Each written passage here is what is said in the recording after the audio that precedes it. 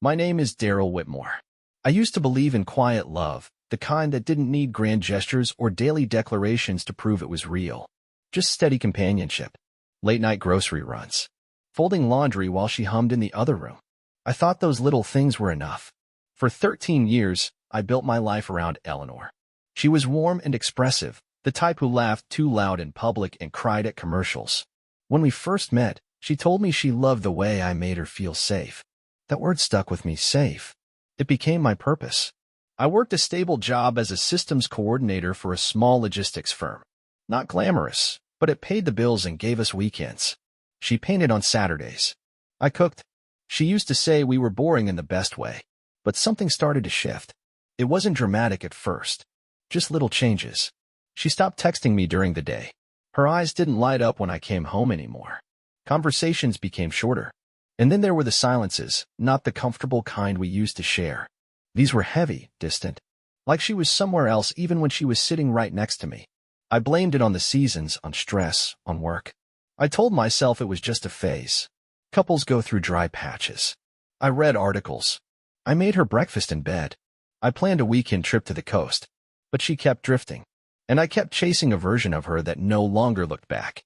One evening, I came home early with Thai takeout, her favorite. I wanted to surprise her. The apartment was dim. Her coat was missing from the rack.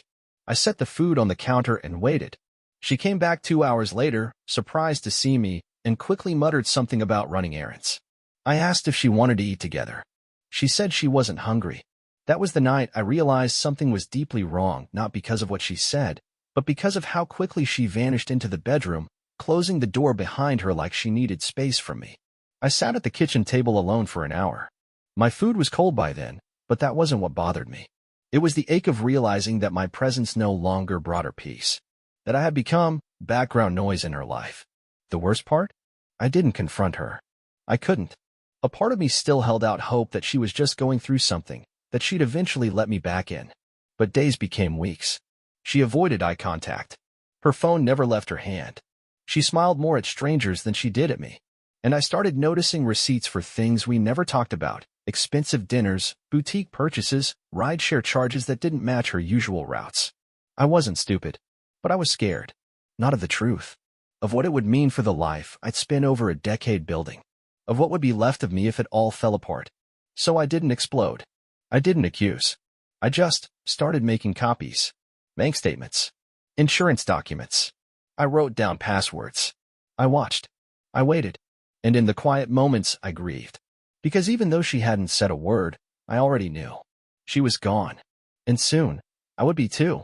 There was a morning, about a week after that cold dinner night, when I stood at the bathroom sink and just stared at my own reflection.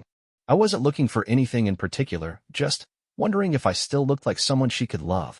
My eyes were bloodshot from lack of sleep, my jawline softer than it used to be. My hairline had crept back more than I wanted to admit. I looked tired.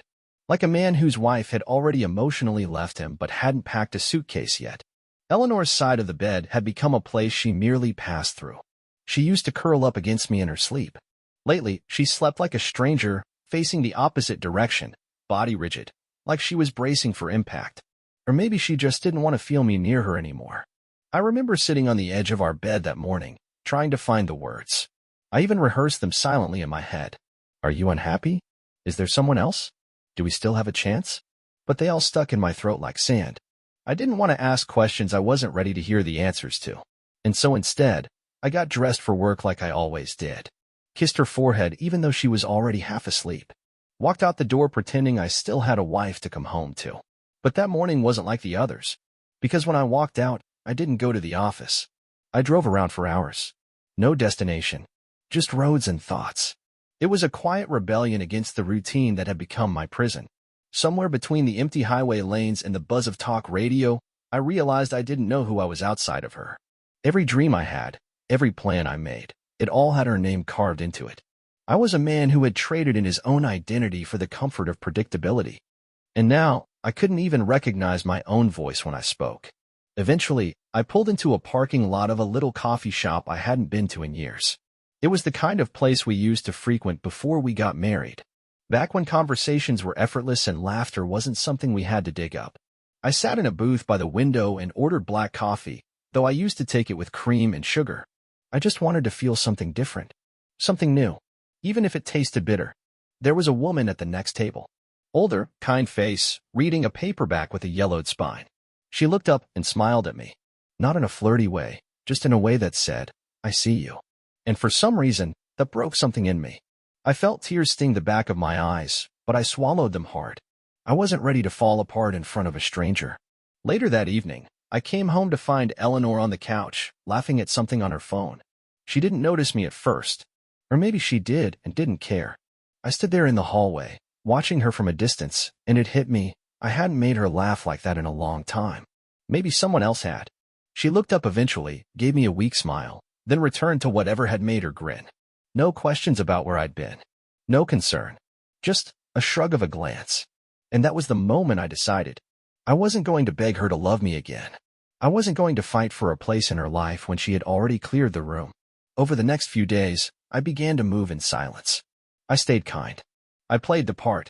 I made her tea at night, offered to help with the groceries. But behind the scenes, I was gathering the pieces of myself she had slowly chipped away. I visited a small storage unit on the other side of town, rented it in cash. I moved a few boxes at a time, old photographs, my guitar, clothes I hadn't worn in years. I withdrew half of our shared funds and opened a new account. I bought a cheap prepaid phone and left it in the glove box of my car. I was preparing for a quiet exit, one she wouldn't see coming. Because unlike her, I wasn't going to slam the door. I was just going to disappear from her world. No yelling. No final argument. No dramatic goodbye. Just gone. And the day I left, I made sure everything felt as normal as possible. I made her coffee like I always did. Left her a note on the fridge saying I had an early meeting. And then I walked out the door carrying nothing but a small bag and a heavy heart. She wouldn't come home until later that night. And when she did, the house would be empty. There's a strange sort of peace that comes with detachment. Not the angry kind, not the bitterness that chews at your insides. I'm talking about the still, quiet kind. The kind that feels like a deep breath after holding it for too long. That's what I felt driving away from the house for the last time, just as the sky softened into evening. My chest was heavy, sure, but underneath the ache, there was something like clarity. For the first time in years, I wasn't waiting on her. I wasn't adjusting myself to fit into her silence. I didn't go far, just a modest apartment on the edge of town, in a building that smelled like dust in decades. The floors creaked. The windows stuck. The walls were yellowed with time. But it was mine. No shared closet. No toothbrush beside mine. No scent of someone else's perfume clinging to the bathroom tiles. Just space.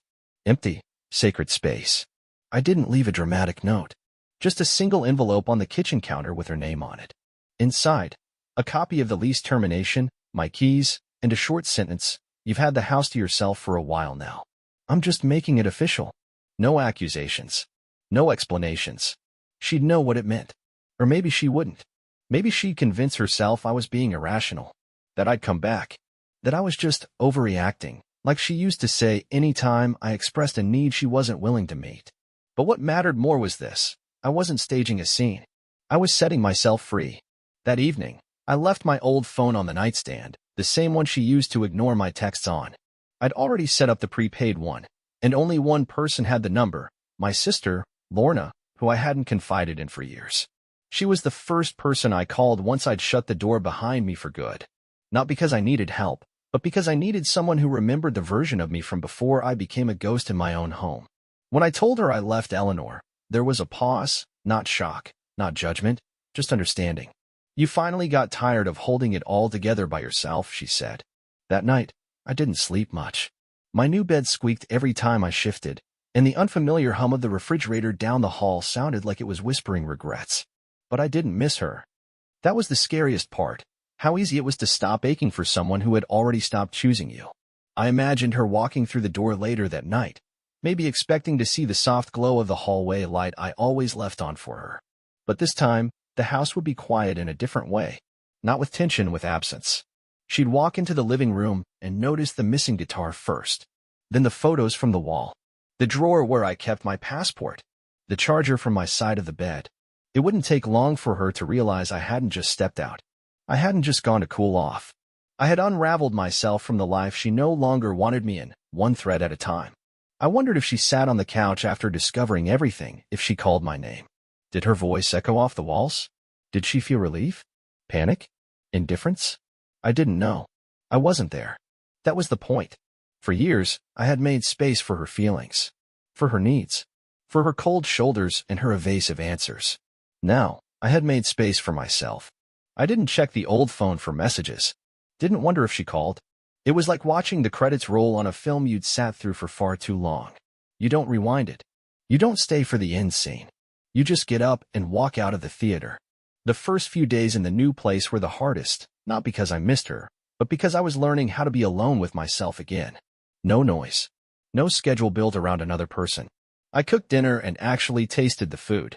I listened to music I liked without worrying if she'd complain about the volume. I bought new sheets. I stood in the mirror and didn't wince at my own reflection. I existed on my own terms. But part of me knew she wouldn't stay quiet for long. Eleanor never liked feeling out of control. And I had just taken all the control back, without raising my voice, without slamming a door, without begging her to notice me. So when she finally did reach out, weeks later, I wasn't surprised. But nothing could have prepared me for what she said. 3 weeks passed. Quietly. Deliberately. Each day felt like a small rehearsal for the life I should have started years ago. I woke up early, made my own coffee, and sat near the window of that dusty little apartment, letting the sun spill over the scratched-up hardwood floors. I wasn't trying to heal, not yet. That felt too abstract, too big. I was just trying to be still, to let my life stop spinning long enough for me to hear myself think again.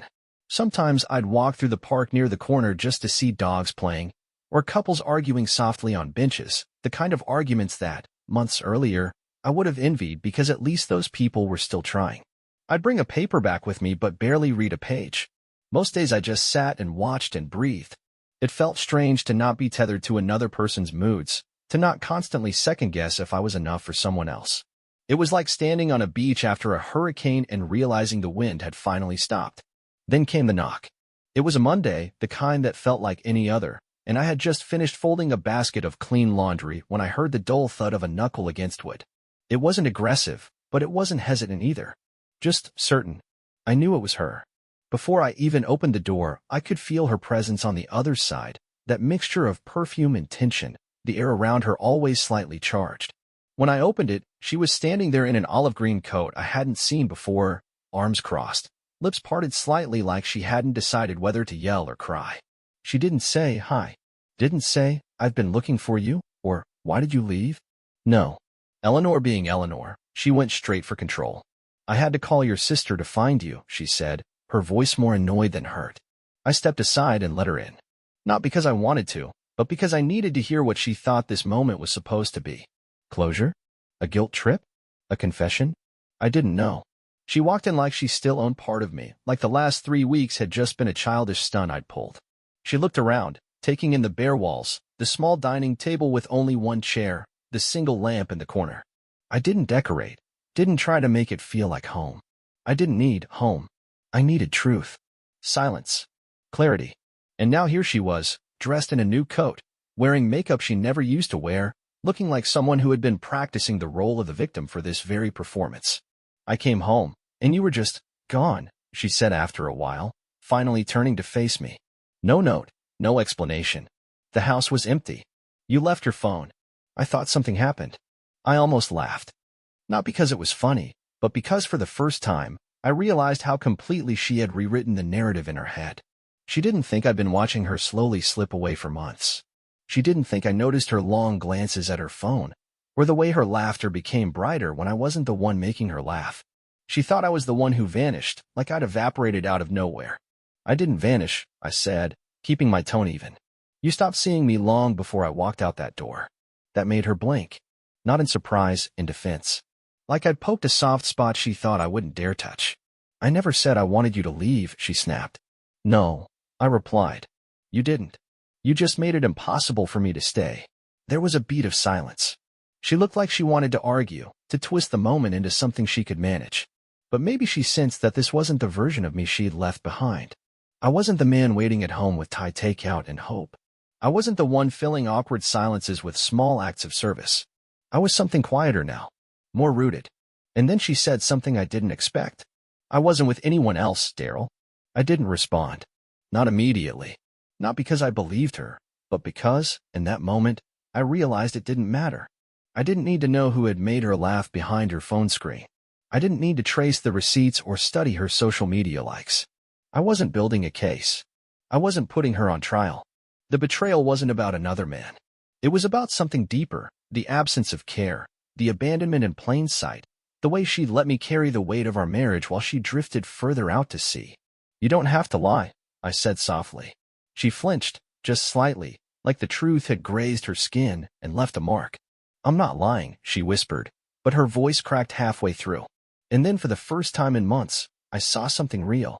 Not anger. Not manipulation. Guilt. She looked down at the floor like it had answers she didn't want to face. Her hands were trembling slightly. Her coat was still buttoned to the top even though the apartment was warm. She looked like someone who had come to reclaim what she'd lost but didn't know where to begin. I thought you'd come back, she said, almost to herself. I leaned against the counter and studied her face, the small lines at the corners of her eyes, the way her hair was pulled back too tight. She looked tired. Not in the way I used to feel, but in a way that suggested maybe she had finally run out of justifications. I'm not angry, I told her. But I'm not yours anymore, Eleanor. And that, more than anything, seemed to shake her. She looked up, and for a moment, her eyes met mine with a kind of desperation I hadn't seen since our early years. The kind that used to say, don't give up on me. But this time, I couldn't offer what she wanted, because I had already started becoming someone new. She sat on the edge of the chair like it was borrowed space. That same Eleanor who once danced barefoot in our kitchen, now looking like a guest in the life she used to own.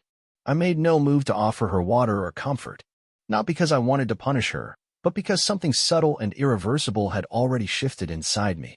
Whatever string had once pulled me toward her, that quiet urge to fix, to soothe, to protect, it had gone slack. And we both felt it. I don't know where to start, she said after a long pause, her fingers fidgeting with the buttons on her coat. I thought I had more time. More time to figure it all out before you noticed. Before things changed too much. That sentence hung in the room like smoke. She wasn't denying anything. She wasn't even asking me to understand. She was just confessing not to guilt, not even to betrayal, but to something far more human and disappointing, emotional laziness. A kind of selfish inertia that told her she could keep floating along, half invested, until something or someone forced her hand. I was that something. My absence had finally introduced silence she couldn't ignore. I didn't mean to fall out of love, she continued, her voice soft but strangely clear. It wasn't like I woke up one morning and decided I didn't want you anymore. It happened slowly. So slowly, I didn't even realize it until the gap between us was too big to pretend it didn't exist. She looked up at me then, and for once, I didn't see manipulation or strategy behind her eyes. Just exhaustion. Maybe even shame. I think I stopped seeing you as a person. That sounds awful, but you became this idea to me. A routine. A comfort zone. I knew you'd always be there. And I took that for granted. I used your predictability as an excuse to stop trying. It was honest. Brutal, even. But strangely, I didn't feel anger. I felt something more like grief, not for what she'd done, but for what I'd accepted. How many nights had I sat across from her, mistaking silence for peace? How many times had I watched her scroll through her phone while I cooked dinner and told myself that this was just how love looked after 10 years? I never cheated, she added, almost in a whisper, as if saying it any louder would make it less true. Not physically, but emotionally? I checked out. I know I did. There were people I vented to. People I shouldn't have shared certain things with. Nothing happened, but if it had gone on longer, it might have. There it was, the almost. The line she hadn't crossed, but stood so close that she could describe its shape. I think a part of me wanted you to catch me drifting, she said. I think I was hoping you'd fight for me, that it would shake me out of whatever fog I was in. But instead, you just got quieter. That was the first moment I felt something like pain. Not because she said it, but because she wasn't wrong. I had stopped fighting for her long before I left. I had started folding into myself, trying to disappear gracefully without mess or confrontation, trying to lose parts of myself quietly in hopes that she'd notice and come looking. She never did. I didn't know you'd actually leave, she said finally. You always seemed like the type who'd stay no matter what. I exhaled slowly, choosing my words carefully. I thought I was that type too. But at some point, staying became more painful than leaving. I wasn't myself anymore, Eleanor. I was just the guy who washed your coffee mugs and slept on the edge of the bed. A long silence followed. This wasn't an argument. There was no winner. Just two people picking through the wreckage of what used to be a marriage. I don't want to ask you to come back, she said after a while. Not because I don't want to, but because I know that's not what this is about. I think I'm here because I needed to hear who you became after I stopped listening. Her voice broke a little at the end. She looked older than I remembered, not in the physical sense, but in that way people age when they carry guilt around too long without unpacking it. I kept telling myself that you'd always be there. That no matter how distant I got, you'd still be waiting on the porch with dinner and small talk. But then I came home and the house was hollow. And that scared me more than anything else. I wanted to say something comforting, something kind. But kindness, in this moment, would have felt dishonest. Not because I hated her, I didn't. But because what she needed wasn't forgiveness. It was understanding. And those two things aren't the same. You're right, I said, my voice even. I would have stayed. For years, I would have stayed, hoping for crumbs. But I finally realized that staying doesn't always mean strength. Sometimes it just means fear. We didn't cry. There were no dramatic breakdowns. Just two people quietly acknowledging that love can die, not in flames, but in stillness, in missed conversations, in routine, in the heavy silence between dinner and bed. When she finally stood up to leave, she didn't ask for another chance. She didn't promise to change. She just looked at me and said, "Thank you. For not yelling. For not hating me. For leaving in a way that made me really see myself." I walked her to the door. No hug. No touch. Just two people standing on opposite ends of a long, worn-out path, knowing they wouldn't walk it together again. She turned back one last time and said, "I hope you find something that makes you feel full again." I closed the door behind her. And for the first time in a long time, I believed I might. After she left, I didn't move for a long time. The door had clicked shut behind her, but the weight of her words still lingered in the room like humidity after a storm. I stood there, hand resting on the doorknob, heart beating slow and steady, not from sadness, but from something harder to describe. Something closer to awareness. It was like I had watched a chapter close in real time, and now there was just blank space ahead of me, stretching out like untouched snow. I walked back to the small living room, sat on the couch that sagged just a little in the middle, and stared at nothing. The apartment was still. It didn't have that faint scent of her perfume anymore. No dishes piled up in the sink. No remnants of shared life. Everything here was mine. The light bulb in the kitchen. The single blue towel hanging in the bathroom. The floor lamp I picked up from a second-hand store with no one else's opinion involved. The silence wasn't empty, it was clean. That night, sleep didn't come easy. Not because I was restless, but because for the first time, I didn't have to brace myself for anything. I wasn't waiting for a door to open. I wasn't half listening for footsteps or the sound of her voice behind a wall. I wasn't wondering if the person lying beside me was thinking of someone else. And so my mind, after years of always anticipating tension, didn't quite know how to relax. But eventually, I drifted off, and when I woke up the next morning, the world felt different. Not louder, not brighter, just more mine. There's something uniquely powerful about being fully responsible for your own day. No checking in. No adjusting your plans to someone else's whims. I sat at my tiny kitchen table that morning, sipping black coffee and watching sunlight creep across the counter. There was no one to tell me what I was supposed to be doing with my life, and that terrified me at first. But in that fear, I found freedom. I started making small changes. Not dramatic ones, just quiet acts of self-respect. I canceled the gym membership I never used because she once said it made me look like I was trying too hard.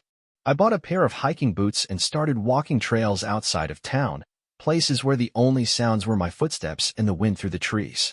I dug my old sketchbook out of a box, the one I hadn't touched since my mid-20s when I used to draw cityscapes during lunch breaks. I began sketching again. Not for anyone to see. Just for me. The lines were shaky at first, like my hand had forgotten how to be honest. But day by day, the drawings got sharper. More deliberate. Like I was slowly remembering who I used to be before I gave it all away. One Saturday, I sat in a small cafe downtown, alone with a book. Not hiding from the world, just being part of it again. And it occurred to me how long it had been since I existed in public without feeling like half of something. I wasn't waiting on a call. I wasn't scanning faces, hoping not to run into anyone who might ask how my wife was doing. I was just a man in a chair, reading a story, drinking coffee, fully present in his own life. I began seeing people differently, watching them interact. Couples holding hands, friends laughing too loudly, even strangers arguing over parking spots. All of it reminded me that connection wasn't about control or comfort. It was about choice. Choosing to show up for someone over and over again, not because you had to, but because you wanted to. And I realized I had spent years being chosen out of convenience, not love. Around the third week after her visit, I found myself walking through an art supply store, and I caught my reflection in the glass door. For the first time in a long while, I didn't look like someone waiting for an apology. I didn't look like someone holding on to a version of the past that was never coming back. I looked curious, like I still had questions about life, about myself, and that curiosity felt like the first sign of hope. One afternoon, I received a letter, not a message. A physical letter, postmarked with Eleanor's handwriting on the front. Inside, it wasn't a plea or a proposal. It wasn't an attempt to lure me back. It was a single page, handwritten in blue ink. I thought if I gave you space, you'd come back with answers. But I'm realizing now that you didn't leave to solve anything. You left to begin something. I hope, wherever that beginning takes you, it's kinder to you than I ever was. Eleanor. I folded it carefully and placed it in a drawer, not out of sentiment, but because it felt like a final punctuation mark at the end of something unfinished.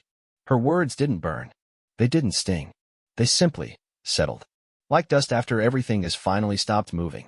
The truth was, I didn't need Eleanor to tell me who I was anymore. I didn't need her permission to start over. I had spent years trying to be the man she wanted, the man she could fall back in love with. But now, I was becoming the man I respected. And that made all the difference. Life, in its quietest moments, has a way of handing you people you didn't know you needed, not to rescue you, not to solve your story, but to remind you that not every chapter ends in silence. It happened on a Tuesday. I almost didn't go outside. I remember waking up with one of those heavy blankets of thought weighing down on me. Not sadness, exactly. More like mental fog. I had no plans. No obligations. I almost stayed inside, brewed another pot of coffee, watched the sun slide across the floor like it always did. But something, maybe boredom, maybe muscle memory, nudged me out the door.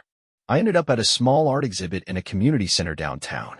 It wasn't a place I normally went, but I'd seen a flyer in the coffee shop weeks ago and stuffed it in my pocket without thinking. The exhibit was called Honest Hands, a series of pencil and ink pieces focused entirely on hands and motion. Repairing, creating, letting go. Something about it felt symbolic before I even stepped inside. There weren't many people there. Just a few quiet wanderers and one woman sitting behind a folding table, sketchpad in her lap. She was around my age, maybe a little younger. Denim jacket, paint on her knuckles, no sign of pretense.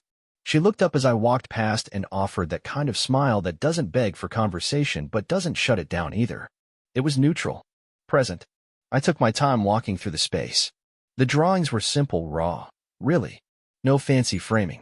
Just honest pencil strokes on thick paper. Hands cupping water. Hands holding broken tools. Hands writing letters. Each one more personal than the last. There was one near the end that made me stop cold. A drawing of two hands, palm to palm, but not touching, just hovering, like they wanted to connect, but didn't know how anymore. I stared at that one for a long time. That one's hard to look away from, right? The voice came from behind me. It was her, the woman from the table. She stood beside me now, looking at the drawing with that same steady presence. It's titled Almost. He drew it after his wife moved out. I didn't ask who he was. I just nodded, feeling the truth of it settle somewhere between my ribs. She introduced herself as May. She wasn't the artist, just a volunteer who helped set up the space and sit with the exhibits during the slow afternoons. We talked a little about the exhibit, about the way certain pieces made you feel something you couldn't explain. I told her I used to sketch. She asked if I still did. I said I was trying. There was no flirtation in the air. No undercurrent of expectation.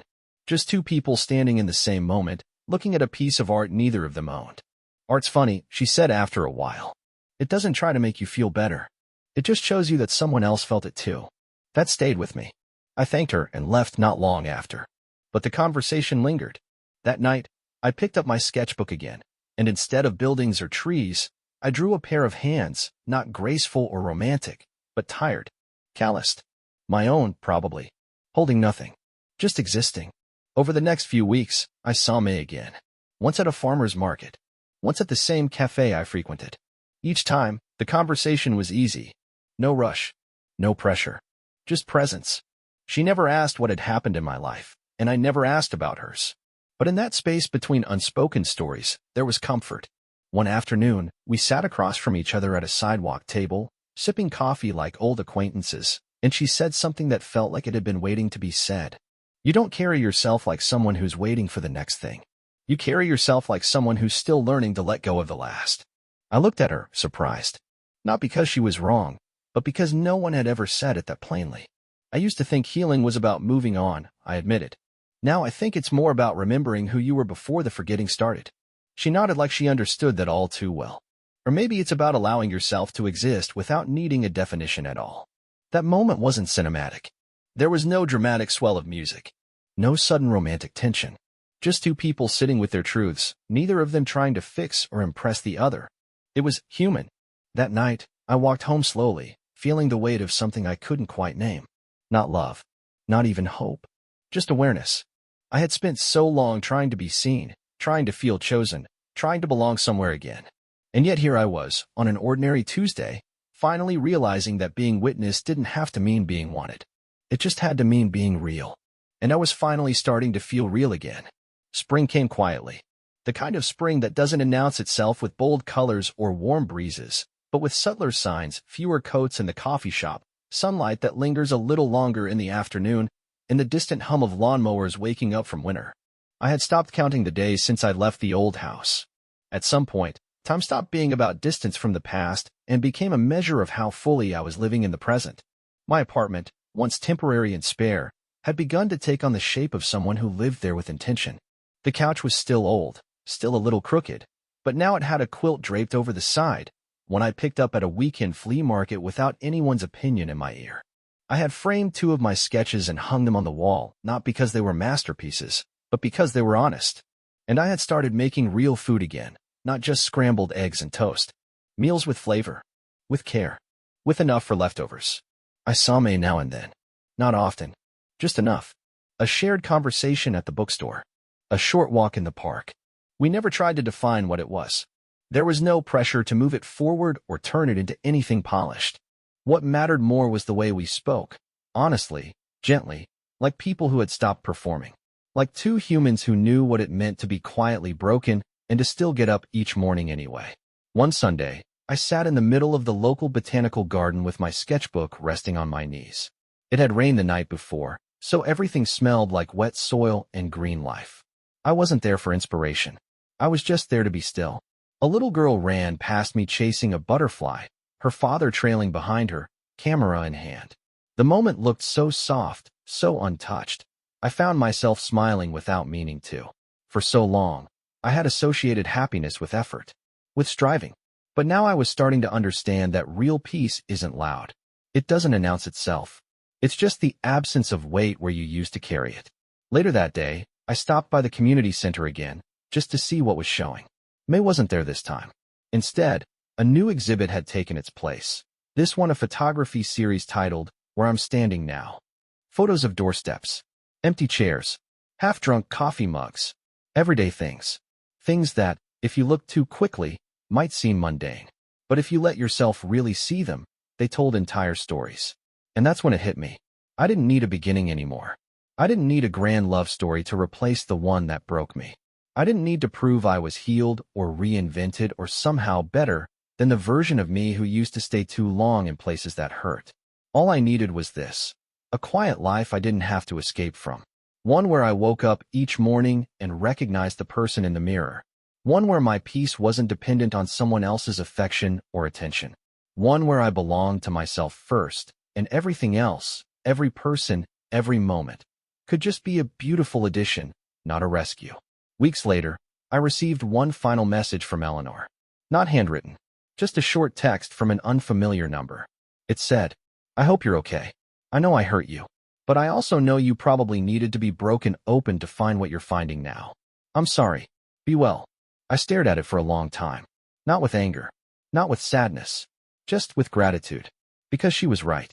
In the end, her distance had taught me more than her closeness ever did. I didn't reply. I didn't need to. Sometimes closure isn't a conversation. It's who you become after the silence. That evening, I lit a candle in the windowsill, played an old record, and sat down to sketch. Not out of loneliness, not out of habit, but because I wanted to. And for the first time in years, I wasn't waiting on anyone to come home, because I already was.